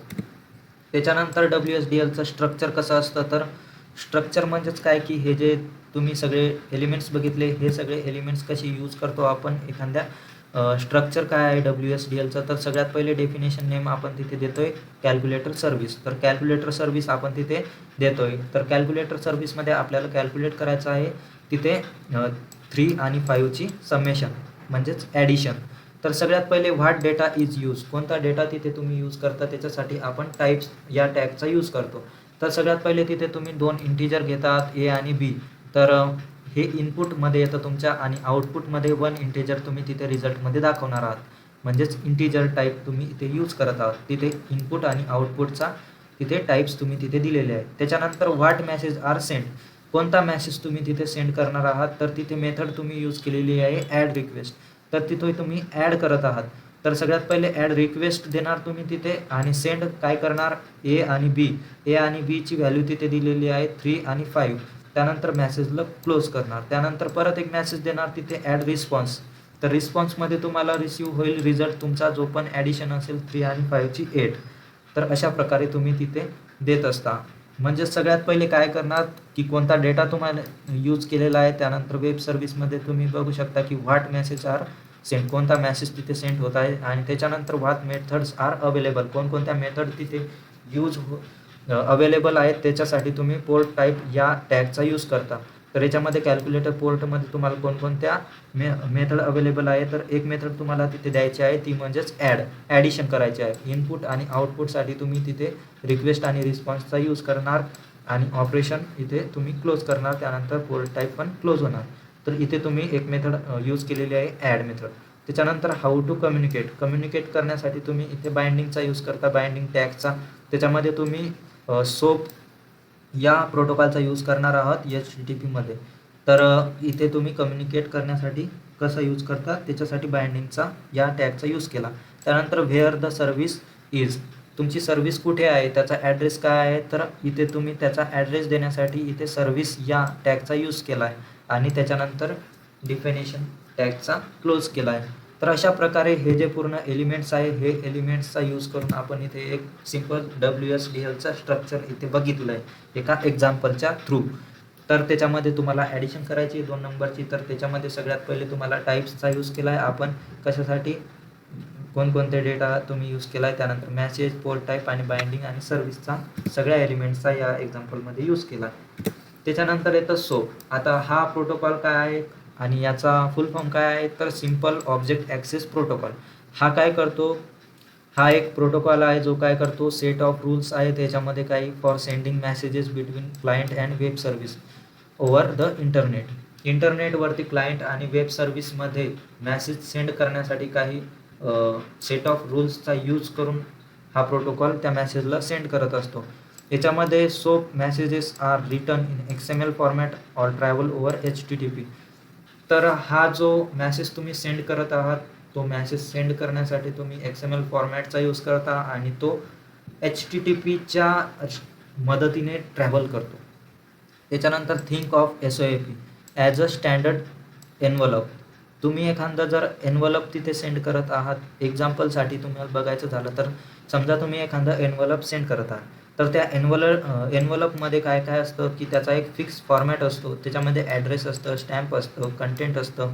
तर त्याचा एक फिक्स फॉर्मॅट असतो. तसाच या जा सोप प्रोटोकॉल आहे याचा पण एक फिक्स फॉर्मॅट आहे. त्याच्यामध्ये काही रूल्स आहेत त्याला सेंड करण्यासाठी. तर SOAP as a fix format for sending data. डेटाला सेंड करण्यासाठी याच्यामध्ये काही फिक्स फॉर्मॅट आहे. त्याच्यानंतर की पॉईंट्स आहेत काही याच्याबद्दल, की soap stands for simple object access protocol. तो काय करतो, messages R in XML format. त्याचे जे मेसेजेस असतात ते XML फॉर्मॅटमध्ये असतात. वर्क्स ओव्हर HTTP आणि SMTP प्रोटोकॉलसोबत तो वर्क करतो. त्यानंतर प्लॅटफॉर्म आणि लँग्वेज इंडिपेंडेंट आहे. त्यानंतर मोर सिक्युअर आहे. हा स्ट्रिक्ट आहे रेस्टपेक्षा. यूज इन एंटरप्राइज आणि बँकिंग ॲप्लिकेशनसाठी हा यूज केला जातो. तर अशा प्रकारे याचे काही की पॉईंट्स आहेत. त्याच्यानंतर सोप मेसेजचं स्ट्रक्चर कसं आहे, तर टोटल 4 पार्ट आहे त्याच्यामध्ये. सगळ्यात पहिला जसं की तुम्ही बघू शकता एन्व्हलपसारखं स्ट्रक्चर असतं. त्याच्यामध्ये तुम्ही आउटर रॅपर त्याला मॅन्डेटरी बोलता. त्याच्यानंतर हिडर असतं, ते काय करतं, एक्स्ट्रा इन्फॉर्मेशन तिथे घेऊन ठेवतं, जी पण एक्स्ट्रा इन्फॉर्मेशन असेल. त्याच्यानंतर येतं बॉडी. बॉडीमध्ये ॲक्च्युअल मेसेज असतो तुमचा, रिक्वेस्ट असते आणि रिस्पॉन्स असतो, हे पण मॅन्डेटरी आहे. आणि फॉल्ट, चौथा जो आहे फॉल्ट. फॉल्ट म्हणजेच काय की एखाद्या वेळेस तिथे काही एरर वगैरे आला तर त्याच्यासाठी फॉल्ट हा यूज केला जातो. तर असे 4 जे पार्ट आहे, या 4 पार्टमध्ये तुमचा जो मेसेज आहे तो सेंड केला जातो. तर SOAP मेसेजमध्ये हे 4 पार्ट आहेत जे मेन आहेत. जर तुम्हाला विचारलं तर ते एक्सप्लेन करता आले पाहिजे. तर ते 4 जे पार्ट आहेत ते इथे बघू शकता तुम्ही या एक्झाम्पलमध्ये. इथे पण तुम्ही ॲडचं एक्झाम्पल करताय, 3 आणि 5ला ॲड करतोय आपण. SOAP रिक्वेस्टचं एक्झाम्पल आहे. हे रिक्वेस्टमध्ये तुम्ही सगळ्यात पहिले इथे XMLचं व्हर्जन देताय 1.0. त्यानंतर एन्व्हलपमध्ये सोपचा यूज करून तुम्ही एन्व्हलप हा तिथे देत आहात मेसेज. तर त्याच्यामध्ये ॲड्रेस तुम्ही सगळ्यात आधी दिला आहे तिथे. त्यानंतर ऑप्शनल हेडर राहतो. हेडरमध्ये तुम्ही काय करणार की तुम्हाला जो मेसेज द्यायचा आहे तो इथे तुम्ही सांगणार. त्याच्यानंतर मॅन्डेटरीमध्ये बॉडीमध्ये तुम्ही ॲड करताय 3 आणि 5ला, तिथे बॉडी क्लोज करता आणि एन्व्हलपला क्लोज करता. तर आउटपुटमध्ये 3+5 तुम्हाला तिथे ॲडिशन दिसेल 8. तर अशा प्रकारे स्ट्रक्चर असतं एखाद्या SOAP रिक्वेस्टचं. त्याच्यानंतर येतो तिसरा प्रोटोकॉल म्हणजेच UDDI. तर याच्यावरती पण शॉर्ट नोट विचारली जाते. तर UDDIचा फुल फॉर्म काय आहे, तर युनिव्हर्सल डिस्क्रिप्शन, डिस्कव्हरी आणि इंटिग्रेशन. हा काय करतो, UDDI is like yellow pages directory for web services. Web सर्व्हिसेसमध्ये जे येलो पेजेस डायरेक्टरी असतो त्याच्यासारखा हा यूज केला जातो. त्याच्यामध्ये businesses register their web services here आणि clients can search and find them. हा काय करतो, चांगल्यापैकी तुमच्या जितक्या पण बिझनेसेस असेल त्यांना रजिस्टर करून ठेवतो. आणि त्याच्यानंतर तुमचा जो क्लायंट असेल त्यांना जर ते सर्च करायची असेल एखादी किंवा एखादी फाइंड करायची असेल तर तो त्यांना फाइंड करून देतो. तर त्याच्यासाठी हे यूज केलं जातं. तर ही काय आहे, एक डायरेक्टरी आहे, रजिस्ट्री आहे ऑफ वेब सर्व्हिसेसची. तर वेब सर्व्हिसेसची रेकॉर्ड वगैरे सगळे हे मेंटेन करत असतो. Businesses publish their services in UDDI. तर बिझनेसेस जे आहे ते सगळे पब्लिश केले जातात त्याच्यामध्ये. त्यानंतर clients discover services using UDDI. तर सर्व्हिसेसला डिस्कवर करता क्लायंट्स याच्यामध्ये.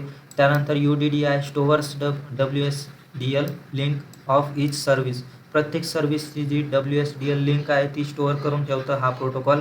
त्यानंतर वर्क टुगेदर विथ सोप आणि WSDL या 2 प्रोटोकॉलसोबत हा वर्क करत असतो. तर याच्यामध्ये चांगल्यापैकी 3 प्रकारे हा स्टोअर करत असतो. सगळ्यात पहिले इन्फॉर्मेशन कशी कशी स्टोअर करतो, तर व्हाईट पेजेसमध्ये, येलो पेजेस आणि ग्रीन पेजेसमध्ये या 3 पेजेसमध्ये तो इन्फॉर्मेशन स्टोअर करत असतो. व्हाईट पेजेसमध्ये कोणकोणती इन्फॉर्मेशन स्टोअर करतो, तर बिझनेसचं नेम, ॲड्रेस आणि कॉन्टॅक्ट. त्याच्यानंतर येलो पेजेसमध्ये कॅटेगरी ऑफ सर्व्हिस म्हणजेच कोणकोणत्या कॅटेगरीच्या सर्व्हिस आहेत त्या स्टोअर करून ठेवतो, जसं की बँकिंग, वेदर, कशा रिलेटेड आहे ते सगळं याच्यामध्ये स्टोअर करतो. आणि ग्रीन पेजेसमध्ये टेक्निकल डिटेल्स असतील त्याच्या, ज्या की WSDL URL असेल किंवा कशा त्याला कॉल केलं जातं, तर हे सगळं युजरसाठी ते स्टोअर करून ठेवत असतो 3 पेजेसमध्ये. त्याच्यानंतर UDDIचं वर्किंग कसं आहे, तर सगळ्यात पहिले बिझनेस आणि डेव्हलपर असतो, तो काय करतो, वेब सर्व्हिसला रजिस्टर करतो UDDI रजिस्ट्रीमध्ये. क्लायंट काय करतो, सर्चेस फॉर एखाद्या सर्व्हिससाठी सर्च करायचा असेल तर तो UDDI रजिस्ट्रीमध्ये तो सर्च करत असतो. तिथे गेल्यानंतर त्यांना जर सर्च करायचं असेल तर तो क्लायंट काय करतो, सगळ्यात पहिले वेब सर्व्हिसमध्ये जाऊन तो फाइंड करतो एखाद्या सर्व्हिसला, मग रीड करतो WSDL, त्यानंतर कॉल केलं जातं त्या सर्व्हिसला.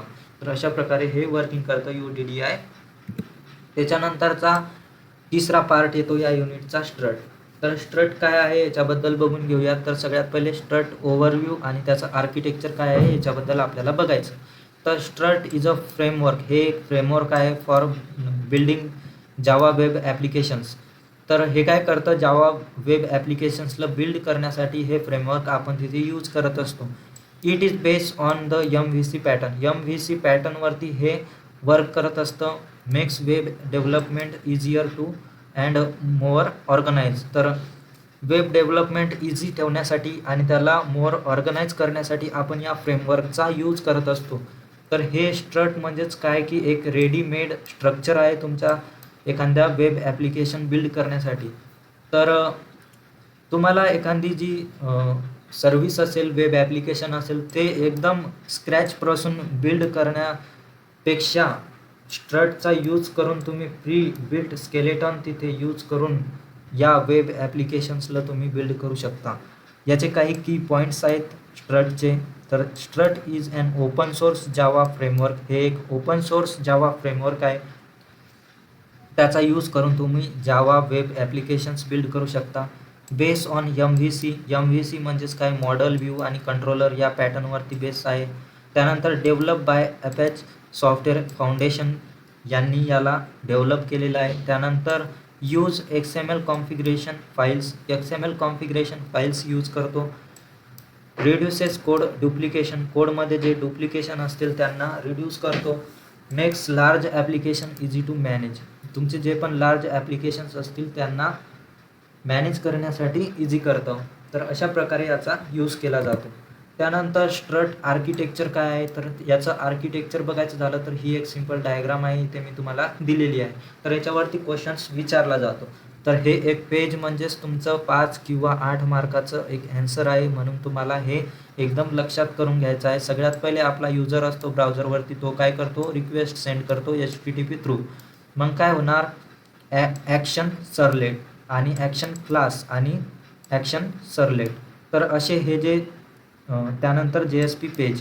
तर असे हे 3 जे मॉडल, त्यानंतर कंट्रोलर आणि व्ह्यू, असे 3 पार्टमध्ये 3 बेसिस MVC पॅटर्नवरती हा बेस आहे. तर याच्या थ्रू हा वर्क करत असतो. तर मेन कंपोनेंट कोणकोणते आहे स्ट्रटचे, तर सगळ्यात पहिला आहे तो ॲक्शन सर्लेट. ॲक्शन सर्लेट म्हणजेच काय की इथे कंट्रोलर रिक्वेस्ट एकदा सेंड झाली की त्याच्यानंतर ती कंट्रोलरकडे येणार. कंट्रोलरकडे आल्यानंतर ती काय करणार, the main controller of strut. हे काय असतं, मेन कंट्रोलर असतं. त्यानंतर हा काय करणार, पूर्ण रिक्वेस्ट, जितक्या पण रिक्वेस्ट असेल त्यांना रिसीव्ह करणार. जितक्या पण ब्राउझर करून रिक्वेस्ट येणार त्यांना रिसीव्ह करणार. याला फ्रंट कंट्रोलर असं पण बोललं जातं. त्याच्यानंतर हा काय करणार, रीड करणार Struts config .xml to decide what to do. पुढे काय करायचं आहे त्याच्यासाठी हा या जे स्ट्रट config .xml असतं त्याला रीड करणार.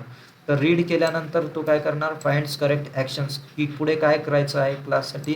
तर तो ॲक्शन्स क्लासकडे जाणार, मॉडेलकडे जाणार आणि मॉडेल काय करणार, तुमच्या जितक्या पण बिझनेस लॉजिक असेल त्याला प्रोसेस करणार आणि रिझल्ट देणार आपल्याला, की ते सक्सेस झालं आहे किंवा फेल्युअर झालं आहे याच्यामध्ये आपल्याला रिझल्ट देणार. तर ॲक्शन क्लास काय करणार, कंटेन्स बिझनेस लॉजिक, ते बिझनेस लॉजिकला कंटेंट करतं आणि युजरच्या रिक्वेस्टला प्रोसेस करतं. त्यानंतर आपल्याला रिझल्ट देतं की सक्सेस आहे की एरर आहे, त्याच्यामध्ये काही फॉल्ट आहे तर त्याच्याबद्दल सांगतं. आता ॲक्शन क्लासचं झाल्यानंतर, प्रोसेस झाल्यानंतर ती जाणार परत ॲक्शन सर्व्हलेट कंट्रोलरकडे. हे काय करणार, decides which JSP to show, कोणती JSP तुम्हाला शो करायची आहे ते सांगणार. तर ॲक्शन फॉर्म हा काय करणार, ॲक्शन फॉर्म हा काय करणार, अ जावा बिन हा काय आहे, एक जावा बिन आहे that's holds the form data. तो काय करतो, फॉर्म डेटाला होल्ड करतो. आणि automatically fill data from HTML form हा काय करतो, ऑटोमॅटिकली डेटाला फिल करतो. त्याच्यानंतर येतं आपली स्ट्रक्ट config.xml. तर हा काय करतो, हा काय करतो, maps request to action class. हा रिक्वेस्टला मॅप करतं आणि रिझल्टला JSPला मॅप करतं. JSP पेजेस जे आहेत त्याला रिझल्ट शो करण्यासाठी मॅप करतं. त्याच्यानंतर रिक्वेस्ट येते तुमची, नाही रिस्पॉन्स येतो. इथे ॲक्शन क्लास मॉडेलमध्ये काय होणार, प्रोसेस होणार तुमची रिक्वेस्ट आणि ती जाणार कंट्रोलरकडे. कंट्रोलरकडे गेल्यानंतर ती काय सांगणार की JSPमध्ये तुम्हाला काय शो करायचं आहे, ते जाणार JSP पेजकडे. JSP पेज मग तिथे व्ह्यूचा यूज करून तिथे तुम्हाला HTMLमध्ये रिस्पॉन्स देणार आणि युजरला ब्राउझरमध्ये त्याचा जो पण रिस्पॉन्स असेल तो शो होणार. तर JSP पेज काय करतं, डिस्प्लेला रिझल्ट शो करतं युजरला. तिथे welcome.jsp show on success, error.jsp shows on failure. तर सक्सेस आणि फेल्युअरसाठी वेलकम आणि error.jsp इथे यूज करतो आपण. तर अशा प्रकारे हे 5 कंपोनेंट तुम्हाला एक्सप्लेन करायचे आहेत या डायग्रामसोबत. तर डायग्राम सरळ सरळ सिम्पल आहे एकदम, लाईफ सायकलसारखीच तुमच्या JSPच्या. सगळ्यात पहिले रिक्वेस्ट येणार, त्यानंतर कंट्रोलरकडे जाणार, कंट्रोलर त्याला रीड करणार construct.config.xmlचा यूज करून, त्यानंतर करेक्ट ॲक्शन घेणार. त्याच्यानंतर रिक्वेस्ट जाणार तुमच्या मॉडेलकडे, मॉडेल काय करणार, प्रोसेस करणार बिझनेस लॉजिकला आणि रिझल्ट देणार. रिझल्ट नंतर ती जाणार आपल्या व्ह्यू कंपोनेंटकडे आणि तिथे रिस्पॉन्स शो होणार युजरला ब्राउझरवरती. तर अशा प्रकारे हे सगळं वर्क करतं. त्याच्यानंतर येणार स्ट्रक्ट ॲक्शन्स काय काय आहेत आणि इंटरसेप्टर्स काय काय आहेत त्याच्यामध्ये. तर ॲक्शन्समध्ये काय येतं की action is a Java class that contains the business logic of your application. तुमचं जे पण ॲप्लिकेशन असेल त्याचं बिझनेस लॉजिक हे कंटेन करतं, त्यालाच स्ट्रक्ट ॲक्शन आपण बोलतो. It processes the user request and returns result. हे काय करतं, युजरच्या रिक्वेस्टला प्रोसेस करतं आणि रिझल्ट काय करतं, शो करतं. तर याचे काही की पॉईंट्स आहेत जे तुम्हाला माहिती पाहिजे, जसं की every user request is a handle by an action class. प्रत्येक जी रिक्वेस्ट असेल तुमच्या युजरची ती ॲक्शन क्लासच्या थ्रू हँडल केली जाते. Action class has an execute method. Execute method ही कंटेन करते ॲक्शन क्लास एक्झिक्यूट करण्यासाठी. Execute returns a string result like a success or error. Success आहे की एरर आहे हे सांगण्यासाठी ते काय करतं, एक्झिक्यूट मेथड रन करतं, रिटर्न करतं. Result string decide which JSP to show, कोणती JSP फाईल तिथे शो केली जाणार ते हे रिझल्ट सांगणार तुम्हाला.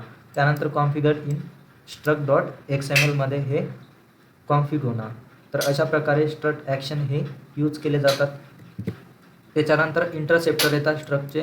तर इंटरसेप्टर काय करतात, is a piece of code. हा काय आहे, एक कोडचा पीस आहे. तो काय करतो, runs before or after action class. Action क्लासच्या आधी किंवा नंतर हा एक्झिक्यूट होत असतो. कशासाठी, तर सिक्युरिटी चेक करण्यासाठी. तर सिक्युरिटी जी पण असेल तुमच्या याच्यामध्ये त्याला चेक करण्यासाठी याचा यूज केला जातो इंटरसेप्टरचा. Before you board the plane action you go through the security interceptor. तुम्ही जेव्हा पण एखाद्या प्लेनमध्ये जाणार असाल तर सगळ्यात आधी तुमची सिक्युरिटी वगैरे चेक होते. तर त्याच्याच सारखं इंटरसेप्टर पण आहे. जेव्हा पण ॲक्शन क्लासचा तुम्ही तिथे एक्झिक्यूट करणार असाल त्याच्या आधी त्याची सिक्युरिटी बघण्यासाठी याचा यूज केला जातो. तर याचे काही की पॉईंट्स आहेत, जसं की run before or after action execution. तर आधी किंवा नंतर याचा यूज केला जातो सिक्युरिटीसाठी. तर यूज फॉर लॉग इन करण्यासाठी, व्हॅलिडेशन करण्यासाठी, ऑथेंटिकेशनसाठी आणि एक्सेप्शन हँडलिंग म्हणजेच एरर हँडल करण्यासाठी याचा यूज केला जातो. म्हणजेच काय की सिक्युरिटीसाठी याचा यूज केला जातो. Struts has a many built in interceptors. याच्यामध्ये खूप सारे बिल्ट इन इंटरसेप्टर आहे स्ट्रक्टमध्ये. Can create custom interceptor too. आपण याच्यामध्ये कस्टम इंटरसेप्टर पण क्रिएट करू शकतो आणि struct.xml याला कॉन्फिगर केलं जातं. तर अशा प्रकारे ॲक्शन आणि इंटरसेप्टरचा कन्सेप्ट आहे. जर याच्यावरती तुम्हाला शॉर्ट नोट किंवा डेफिनेशन वगैरे विचारले जातात तर तुम्हाला एक्सप्लेन करता आले पाहिजे. त्याच्यानंतर येतं स्ट्रक्ट रिझल्ट टाईप्स काय काय आहेत आणि व्हॅलिडेशन्स काय काय आहे त्याच्यामध्ये. तर रिझल्ट टाईप्स काय काय आहेत, तर result types in Struts decide what happens after an action execute. तर ॲक्शन एक्झिक्यूट केल्यानंतर तिथे काय व्हायला पाहिजे हे रिझल्ट टाईप आपल्याला सांगतं. तर पेजवरती काय शो झालं पाहिजे, काय रिडायरेक्ट झालं पाहिजे आणि what data to send backs, तर कोणता डेटा हा सेंडबॅक केला जायला पाहिजे, तर हे आपल्याला रिझल्ट टाईप हे सांगत असतं. तर रिझल्ट टाईपचे काय की पॉईंट्स आहेत, जसं की action returns result string like success or error. Success आणि एरर हे स्ट्रिंगसाठी आपल्याला ॲक्शन आणि स्ट्रिंग टाईप हा सांगत असतो. तर याच्यामध्ये आपल्याला सांगत असतो की सक्सेस होणार की एरर होणार. हा काय आहे, एक स्ट्रिंग आहे, स्ट्रिंग टाईप आहे रिझल्टचा. तर result type decides how to handle that result. Result कसा हँडल करायचा हे आपल्याला रिझल्ट टाईप सांगत असतो. Different result types for different needs. वेगवेगळ्या टाईप्ससाठी वेगवेगळे रिझल्ट टाईप्स हे यूज केले जातात आणि हे परत struct.xml मध्ये कॉन्फिग केले जातात. तर इम्पॉर्टंट काही रिझल्ट टाईप्स आहेत जे यूज केले जातात आपल्या स्ट्रक्टमध्ये. ते कोणकोणते आहेत, तर सगळ्यात पहिला आहे तो डिस्पॅचर. डिस्पॅचर काय करतो, forward to JSP page default show result page. तर हा काय करतो, रिझल्ट पेज शो करण्यासाठी आपण याचा यूज करतो डिस्पॅचरचा. त्यानंतर रिडायरेक्ट. रिडायरेक्ट म्हणजेच काय की नेक्स्ट URL किंवा न्यू URLवरती रिडायरेक्ट करायचा असेल तर याचा यूज केला जातो. त्यानंतरचा आहे तो रिडायरेक्ट ॲक्शन. याचा काय यूज आहे, तर रिडायरेक्ट टू अनादर ॲक्शन. अनादर ॲक्शनवरती रिडायरेक्ट करण्यासाठी आपण रिडायरेक्ट ॲक्शनचा यूज करतो. त्यानंतर स्ट्रीम. स्ट्रीम काय करतं, सेंड फाईल किंवा इमेज ॲज अ रिस्पॉन्स. रिस्पॉन्समध्ये फाईल किंवा इमेज सेंड करण्यासाठी आपण याचा यूज करतो स्ट्रीमचा. त्यानंतर JSON. JSON कशासाठी यूज करतो, तर send JSON data. JSON data send करण्यासाठी आपण याचा यूज करतो. आणि लास्टचा प्लेन टेक्स्ट. प्लेन टेक्स्ट हा आपण प्लेन टेक्स्ट सेंड करण्यासाठी यूज करतो. तर असे काही इम्पॉर्टंट रिझल्ट टाईप आहेत जे तुम्हाला एक्सप्लेन करता आले पाहिजेत जर तुम्हाला एक्झाममध्ये विचारले तर. त्याच्यानंतर येतो स्ट्रक्ट व्हॅलिडेशन. व्हॅलिडेशन काय आहे, तर validation in Struts checks if the user has entered correct data in form. जेव्हा पण युजर हा तिथे रिक्वेस्ट सेंड करत असतो तेव्हा डेटामध्ये तो डेटा करेक्ट आहे का नाही हे व्हॅलिडेट करण्यासाठी आपण स्ट्रक्ट व्हॅलिडेशनचा यूज करतो. हे कधी होतं, तर बिफोर होतं ॲक्शन प्रोसेसेस. जेव्हा आपण ॲक्शन असती त्याच्या बिफोर होतं. त्याच्यानंतर think of it as a form checker. तुम्ही याला फॉर्म चेकरच्या व्ह्यूने पण बघू शकता. तुमचं जे युजर नेम असेल ते एम्प्टी असेल किंवा पासवर्ड शॉर्ट असेल तर तिथे एरर तुम्हाला शो करतो कधी कधी, तुम्ही बघू शकता. तुम्ही जर एखाद्या प्लॅटफॉर्मवरती जर लॉग इन करत असाल तर तिथे पासवर्ड किंवा युजर नेम हे चुकीचं असल्यास तिथे तो चेक करतो आणि तुम्हाला व्हॅलिडेट करून सांगतो की तिथे ते एरर दाखवतो. तर तसंच याच्यामध्ये स्ट्रक्टमध्ये पण आपण डेटाला चेक करण्यासाठी तिथे व्हॅलिडेशनचा यूज करत असतो. याच्यामध्ये काही की पॉईंट्स आहेत. Struct has inbuilt validation support. याच्यामध्ये इनबिल्ट व्हॅलिडेशन सपोर्टला यूज करतो स्ट्रक्ट. तर याच्यामध्ये दोन वेज आहे व्हॅलिडेट करण्यासाठी. सगळ्यात पहिला आहे तो XML बेस. XML बेसमध्ये काय करतो तो use action name validation dot XML. तर याचा यूज करून तो व्हॅलिडेट करत असतो. त्यानंतर ॲनोटेशन बेस. ॲनोटेशन बेसमध्ये तो ॲनोटेशनचा यूज करून व्हॅलिडेट करत असतो तुमच्या डेटाला. त्याच्यानंतर validation runs before action execute. Action execute व्हायच्या आधी याला यूज केलं जातं, व्हॅलिडेट केलं जातं. तर त्याच्यानंतरचा टॉपिक आहे या युनिटचा आपला स्ट्रक्ट, लोकलायझेशन, त्यानंतर एक्सेप्शन हँडलिंग आणि ॲनोटेशन्स काय काय असतात स्ट्रक्टमध्ये. तर स्ट्रक्टमध्ये लोकलायझेशन काय असतं, तर means showing your web application in different languages based on the users location on or preference. तर युजरची लोकेशन किंवा प्रेफरन्सच्या मदतीने हे काय करतं, डिफरंट लँग्वेजेसमध्ये डेटाला शो करत असतं तुमच्या वेब ॲप्लिकेशन्सवरती. जर एखादा युजर जर US चा असेल तर तो सेम डेटाला इंग्लिश लँग्वेजमध्ये दाखवणार आणि एखादा युजर जर आपल्या महाराष्ट्राचा असेल तर तो सेम युजरला मराठी लँग्वेजमध्ये सेम डेटा दाखवणार. तर असं जे वेगवेगळ्या लँग्वेजेसमध्ये तो सपोर्ट करतो, डिफरंट लँग्वेजेसमध्ये तो दाखवत असतो, त्यालाच आपण लोकलायझेशन असं बोलतो. तर Struts supports localisation using property files. Property फाईल्सचा यूज करून तो इथे वेगवेगळ्या लँग्वेजेसमध्ये आपल्याला तो डेटाला सांगत असतो. त्याच्यानंतर each language has its own property dot property file. प्रत्येक लँग्वेजची ही वेगवेगळी डॉट प्रॉपर्टी फाईल असते, त्याच्यामध्ये त्यांचे जे डेटा असतो तो शो केला जातो. Struts automatically picks correct file base on users locale. युजर्सनं जे पण तुम्हाला लोकेशन किंवा प्रेफरन्स तिथे दिलेली असेल त्याच्या बेसवरती तो काय करतो, करेक्ट फाईलला ॲटोमॅटिकली पिक करतो आणि तिथे डेटा दाखवत असतो. No needs to change Java code for different languages. Different लँग्वेजेससाठी कोणताही कोडमध्ये तुम्हाला चेंज करायची गरज नाही आहे. तर असे काही लोकलायझेशनचे पॉईंट्स आहेत जे तुम्हाला माहिती पाहिजे.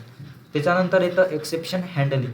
आता एक्सेप्शन हँडलिंग काय आहे स्ट्रक्टमध्ये, managing errors that occurs during action execution. जेव्हा पण ॲक्शन एक्झिक्युशन होतं तेव्हा काही एरर्स तिथे येत असतात, तर ते एरर्स मॅनेज करण्यासाठी आपण तिथे याचा यूज करतो एक्सेप्शन हँडलिंगचा.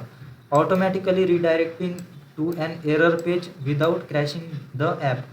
ॲपला क्रॅश न करता तो काय करतो, रिडायरेक्ट करतो एका एरर पेजला ऑटोमॅटिकली आणि तिथे सांगतो की इथे काहीतरी एरर आहे.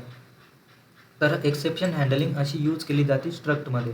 Struct handles exceptions using exception interceptor. तर एक्सेप्शन इंटरसेप्टरचा यूज करून इथे तुम्ही हँडल करत असता सगळ्या एरर्सला. Define exception handling in struct.xml याच्यामध्ये तुम्ही त्याला डिफाईन करत असता. त्यानंतर व्हेन एक्सेप्शन ऑकर्स, जेव्हा पण एक्सेप्शन येतं तेव्हा तो काय करतो, go to specific error JSP. तो एका स्पेसिफिक पेजला तुम्हाला रिडायरेक्ट करतो आणि तिथे दाखवतो की याच्यामध्ये एरर आहे म्हणून. याचे 2 लेवल्स आहेत, एक ॲक्शन लेवल आहे आणि एक ग्लोबल लेवल आहे. ॲक्शन लेवलमध्ये तो फक्त एका ॲक्शनचं एक्सेप्शन हँडल करतो आणि ग्लोबल लेवलला तो काय करतो, सगळ्या ॲक्शनचं हँडल करत असतो एक्सेप्शन्स. तर अशा प्रकारे एक्सेप्शन हँडलिंगचा कन्सेप्ट येतो. त्याच्यानंतर ॲनोटेशन्स इन स्ट्रक्ट काय आहे, तर कोणकोणते ॲनोटेशन्स इथे आहेत, तर ॲनोटेशन्स काय करता, are way to configure Struts using Java code directly. Java code directly म्हणजेच जावा कोडचा डायरेक्टली यूज करून हा काय करतो, कॉन्फिगर करतो तुमच्या स्ट्रक्टला. Instead of writing XML configuration files. XML कॉन्फिगरेशनच्या फाईल्सचा राईट न करता हा ॲनोटेशनचा यूज करून तिथे तुमचा जो स्ट्रक्ट असतो त्याला कॉन्फिग करत असतो. इन्स्टेड ऑफ एडिटिंग struct.xml, struct.xmlचा एडिट न करता तो काय करतो, काही ॲनोटेशन्स देतो जसे की रिझल्ट, ॲक्शन असे काही डायरेक्टली ॲनोटेशन्स देत असतो जावा क्लासमध्ये. तर याचे काही की पॉईंट्स आहेत जसे की annotations replace XML configuration. XML कॉन्फिगरेशन्सला तो रिप्लेस करत असतो. त्यानंतर code becomes cleaner and easier to read. तुमचा जो कोड आहे तो क्लीन होतो आणि इझी होतो रीड करण्यासाठी.